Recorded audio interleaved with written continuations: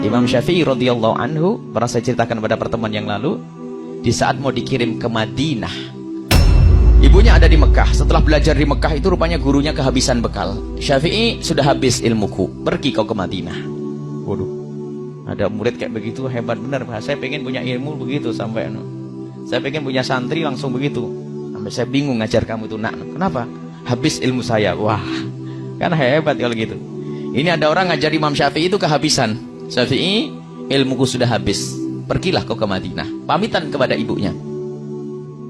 Setelah pamitan kepada ibunya, setelah ke Madinah nanti dikirim ke Irak. Apa kata ibunya?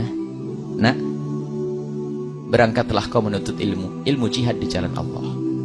Kita ketemu nanti di akhirat saja. Bagaimana kalau ibu kita ngomong gitu? Dan saya masih ingat Umi juga pernah waktu itu saya dengar cerita sebelum dari buku, dari ceritanya Umi. Berangkatlah kau Syafi'i, nanti kita ketemu di akhirat. Imam Syafi'i ke Madinah, lalu berangkat ke Irak. Di Irak tuh Imam Syafi'i bukan setahun 2 tahun, karena takut pulang ke rumah nggak berani, karena belum dipanggil sama ibunya. Belum dipanggil sama ibunya. Di Irak menjadi orang alim besar, sehingga setiap rombongan dari Irak haji, ibunya Imam Syafi'i datang ikut haji juga. Suatu ketika ada halaqah besar di Masjidil Haram. Ada seorang alim besar dari Irak sebentar-sebentar berkata, qala Muhammad bin Idris Asy-Syafi'i. Qala Muhammad bin Idris, berkata Muhammad bin Idris Asy-Syafi'i. Ibunya Imam Syafi'i itu bingung, siapa Muhammad bin Idris itu? Akhirnya ditanya, ya Syekh, siapa Muhammad bin Idris Asy-Syafi'i? Sang Syekh dengan penuh kebanggaan, dia adalah guruku, seorang alim yang ada di Irak, asalnya dari Mekah ini. Ibunya kaget, ketahuilah ya Syekh, Muhammad bin Idris Asy-Syafi'i adalah anakku. Ibunya masih ada. Iya, Muhammad bin Idris Asy-Syafi'i adalah anakku. Akhirnya dihormati ibunya Imam Syafi'i. Terus apa pesanmu untuk Syafi'i? Pesanku untuk Syafi'i, kalau memang Syafi'i pengen pulang, Syafi'i boleh pulang. Baru disampaikan kepada Imam Syafi'i bahwasanya Syafi'i boleh pulang. Dulu janjinya ketemu di akhirat. Artinya sudah tidak harapan ketemu di dunia kayak gitu. Karena tidak ada telepon, tidak ada SMS, nggak ada. Akhirnya disampaikan kepada Imam Syafi'i, langsung bergegas Imam Syafi'i pulang. Karena Imam Syafi'i itu kiai gede, ulama kelas nasional, internasional waktu itu, sehingga syairnya Imam Syafi'i itu kalau dibawa ke Mekah langsung tersebar ke penjuru dunia. Akhirnya Imam Syafi'i waktu mau berangkat pulang, orang-orang yang sudah mencintai Imam Syafi'i memberikan kekayaannya. Ada yang ngasih 3 onta, 1 onta. Ini bayangkan se-Irak. Jadi Imam Syafi'i punya ratusan onta pulang. Dengan isinya sekaligus di punggungnya unta. Imam Syafi'i bingung, dikawal oleh beberapa santrinya, ngikuti Imam Syafi'i. Jadi Imam Syafi'i pulang dengan kekayaan. Lihat, carinya rizki, carinya duit, carinya ilmu, tapi pulang dikasih kekayaan.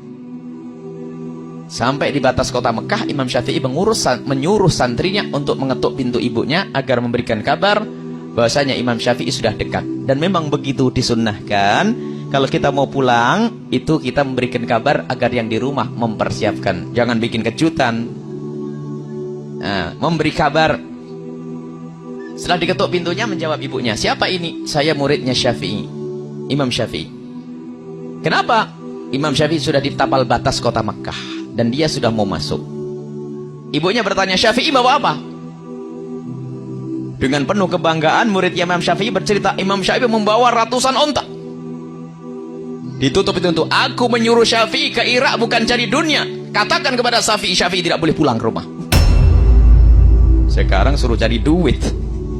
Anaknya jadikan sapi perah cari duit. Sekarang ini kalau nggak bawa duit suruh pulang. Balik ini. Ini bawa onta banyak, marah ibunya. Aku nyuruh Syafi'i ke Irak bukan cari duit, bukan cari onta. Akhirnya sampaikan Imam Syafi'i, gemeteran dia nyampaikan, ya Imam Syafi'i, ibumu marah. Kenapa? Ibu bertanya Syafi'i bawa apa? Terus, ya aku bercerita kamu bawa onta yang banyak. Salah kamu, jangan ngomong itu. Baik, sekarang aku panggil warga Mekah. Semua ontanya, hartanya dibagikan kepada semua penghuni Mekah. Yang ada hanya kitab saja. Sampaikan kepada ibuku, dikentuk. Siapa ini? Aku murid Syafi'i. Kenapa?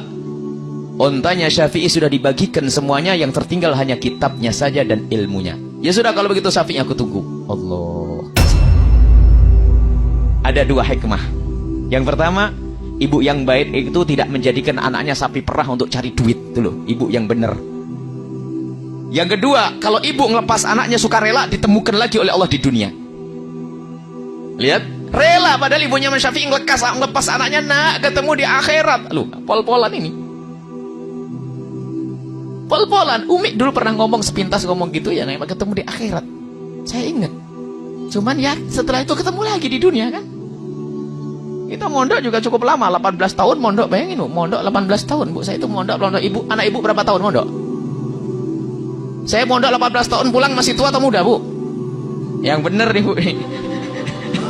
Saya mondok 18 tahun tapi pulang nah masih muda kata ibu yang bener. Yuk jangan mah. Jadi mondok baru 4 tahun sudah lama, 3 tahun sudah lama. 18 tahun saya mondok itu.